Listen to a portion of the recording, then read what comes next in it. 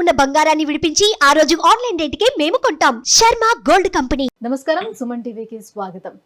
November మాసం నవగ్రహాల సంచారం ఎలా ఉంది, ఏ రాశుల వారికి ఏ గ్రహాలు అనుకూలంగా ఉన్నాయి, ఎటువంటి ఫలితాలను ఇస్తున్నాయి, ఈ విషయాలను తెలియజేసేందుకు మనతో పాటు ఉన్నారు ప్రముఖ జ్యోతిష్య శాస్త్ర వాస్తు వేదిక నిపుణురాలు, దేవి ఉపాసకురాలు అయినటువంటి శ్రీమతి జయప్రద గారు మనతో పాటు ఉన్నారు. అమ్మ నమస్కారం. నమస్తే అమ్మ, శ్రీమాత్రే నమః. అమ్మ, ద్వాదశ రాశుల గురించి తెలుసుకునే ముందు మొదటగా అసలు ఏ రాశుల్లో ఏ గ్రహాలు ఉన్నాయి, ఎటువంటి ఫలితాన్ని అందిస్తున్నాయో తెలియజేయండి. సో ద్వాదశ రాశి ఫలాల్లో ఈ మాసం కాస్త అందరికీ అనుకూలంగా ఉంది అన్నట్టు అనుకోవాలి తప్ప కాస్త ప్రతికూలంగా కనిపిస్తాయి అన్ని రాశులకి. అయితే గోచారంలో మనం చూసుకున్నట్టయితే వృషభ రాశిలో గురువు. సో గురువు వృషభ రాశిలో ఉన్న వక్రించి ఉన్నాడు ఆయన, అంటే వక్రగతితో మళ్ళీ తిరుగుమంగా ఉన్నాడు ఆయన.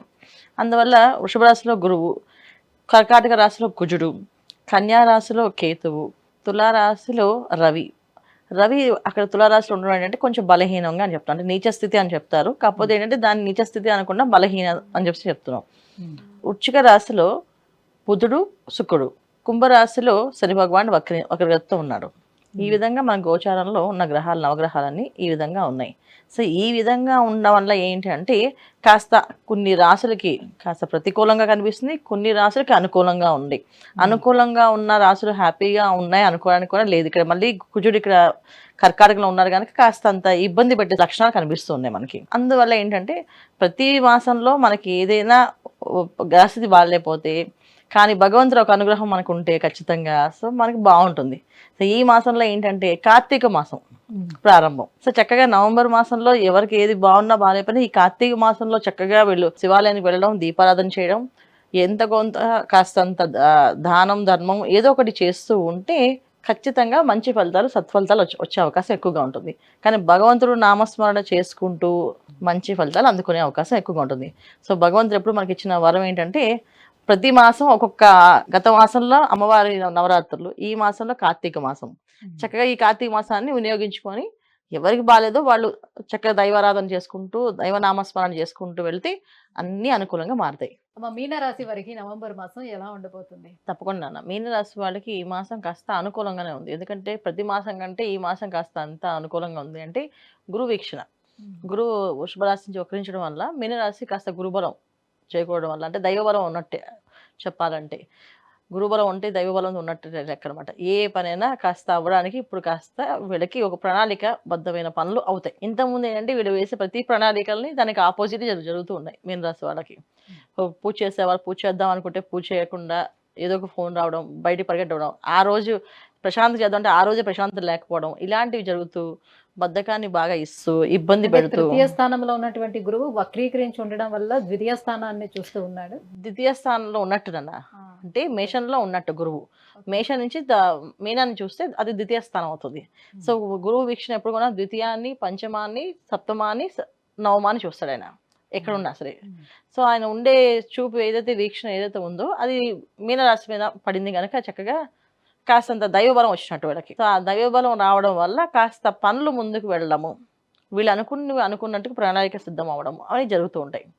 లేకపోతే ఏంటంటే ఇప్పుడు దాకా వాళ్ళకి గురువు లేకపోవడం వల్ల కాస్తంత అన్ని, అంటే మీనరాశిలోనే రాహు ఉన్నాడు. దానివల్ల ఏంటంటే బద్ధకాన్ని, ఆలస్యాన్ని, ఆటంకాలని, విసుగుని, చికాకుని, వేరే అవిగేషన్స్ తెప్పించడం, అంటే చక్కగా క్రమశిక్షణలో వెళ్ళే లైఫ్ని ఇబ్బంది పెట్టి దాన్ని తిప్పేసి రివర్స్లో వెళ్ళడము. పొద్దున్నే నిద్ర లేచే వాళ్ళు లేటుగా లేవడము, 8ంటికి లేవడం, 9ంటికి లేవడము, లేచిన ఓపిక లేకపోవడము, శరీరం అంత శక్తి లేకపోకుండా ఉండడము, శక్తి ఇంతకన్నా లేదు అని అనిపించుకునే తత్వం తేవడము, కాస్త ఆటంకాలు, ఆలస్యము, తర్వాత ధనం విషయంలో ఖర్చు అయిపోతూ ఉండము, ₹1 నిలబడకుండా ఉండడం. వీళ్ళ దగ్గర డబ్బులు సంపాదిస్తారు కానీ డబ్బు అంతా అయిపోతూ ఉంటుంది, ఎలా అయిపోతుందో తెలియదు. అలాంటివన్నీ ఎదురు చూస్తూ, అలాంటివన్నీ ఇప్పుడు దాకా వాళ్ళు ఫేస్ చేస్తున్నారు. ఇప్పుడు దానికి కాస్త నివారణ ఏంటంటే పడుతుంది. కాస్త ఆ ఆర్థికపరమైన ఇబ్బంది లేకుండా బయటపడ్డము, ఆర్థిక స్థితి కాస్త మంచిగా రావడము, కాస్త పనులు అనుకూలంగా జరగడము, కాస్త ఏ ప్రణాళిక అనుకున్నారో ఆ ప్రణాళిక సాధించుకోవడం. వీళ్ళు కాస్త మొండితనం, పట్టుదల పెరుగుతుంది ఈ మాసంలో. ఖచ్చితంగా చేస్తాము, చేసుకోగలము అని చెప్పేసి. ఎందుకు అంటే వీళ్ళకి పంచమ స్థానంలో కుజుడు, పంచమంలో కుజుడు బలహీనంగా ఉన్నప్పటికీ కూడా ఏంటంటే ఎక్కడైతే గురువు ప్లస్ పంచమంలో కుజుడు ఉన్నారో వీళ్ళిద్దరి వల్ల ఏంటంటే ఒక పద్ధతి ఏర్పరచుకొని మొండితనాన్ని ఆటోమేటిక్గా అవలంబించేస్తుంది. శరీరానికి చేయాల్సిందే తీరాల్సిందే అని చెప్పేసి ఒక సిస్టమేటిక్ వచ్చేస్తారు అనమాట.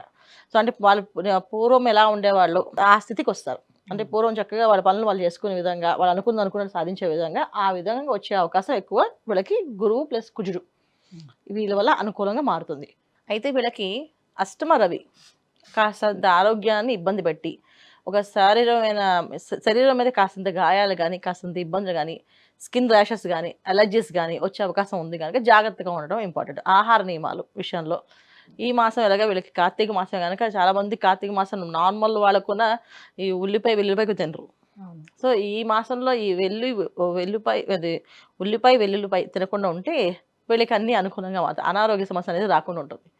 సో కాస్త ఇవి తినడం వల్ల కాస్తంత మీనరాశిలో రాహు ఉండడం వల్ల ఈ మాసంలో రవి అష్టమ స్థానంలో తర్వాత వృశ్చిక రాశిలోకి 16 తర్వాత మారిన తర్వాత కూడా వీళ్ళకి ఏంటంటే ఈ ఆహారాలు తింటే కాస్తంత స్కిన్ ర్యాషెస్, స్కిన్ ఎలర్జీస్ వస్తాయి. ఈ విధమైన ఇబ్బందులు ఉన్నాయి. ఆ ఇబ్బంది నుంచి బయటపడే అవకాశం ఎక్కువగా ఉంటుంది. ఇవి తినడం మానేయాలి. అంటే శాకాహారాన్ని తీసుకోవాలి పూర్తిగా. శాకాహారంలో కూడా సాత్వికమైన ఆహారం, దాంట్లో కూడా ఉల్లిపాయ వెల్లుల్లిపాయ కలవకుండా తినే ఆహారం తీసుకుంటే అన్ని పనుల్లో విజయవంతం సాధిస్తారు. అన్ని రంగాల వాళ్ళకి బాగుంటుంది. అన్ని రంగాల వాళ్ళు తీసుకోవాల్సిన జాగ్రత్తలు, పరిహారాలు, ఆహార నియమాలు ఇవి మెయిన్. సో సాత్వికమైన ఆహారం తినడము, సాత్వికంగా ఉండడము, ఏదైనా సరే నామస్మరణ ఏదో ఒక జపాన్ని నోటికి అలవాటు చేసుకొని జపం చేస్తూ ఉంటే ఈ రాహు ఒక ప్రభావం పడదు వీళ్ళ మీద. లేకపోతే రాహు ఒక ప్రభావం పడుతూ ఉంటుంది. సో గురుబలం ఉంది కనుక చక్కగా వీళ్ళు సాధించుకోగల శక్తి, సామర్థ్యం అన్నీ కలుగుతాయి చక్కగా. ఈ విధమైన ఈ మాసం అంతా వీళ్ళు ఈ విధంగా చేసుకోవడం వల్ల అన్ని కూడా అనుకూలంగా మారుతుంది. అమ్మ, మీనరాశి వారికి నవంబర్ మాసం ఎలా ఉండబోతుంది, ఎలాంటి పరిహారాన్ని పాటించుకోవాలి, విషయాన్ని తెలియజేసినందుకు ధన్యవాదాలు. నమస్తే అమ్మ. శ్రీమాత్రే నమః.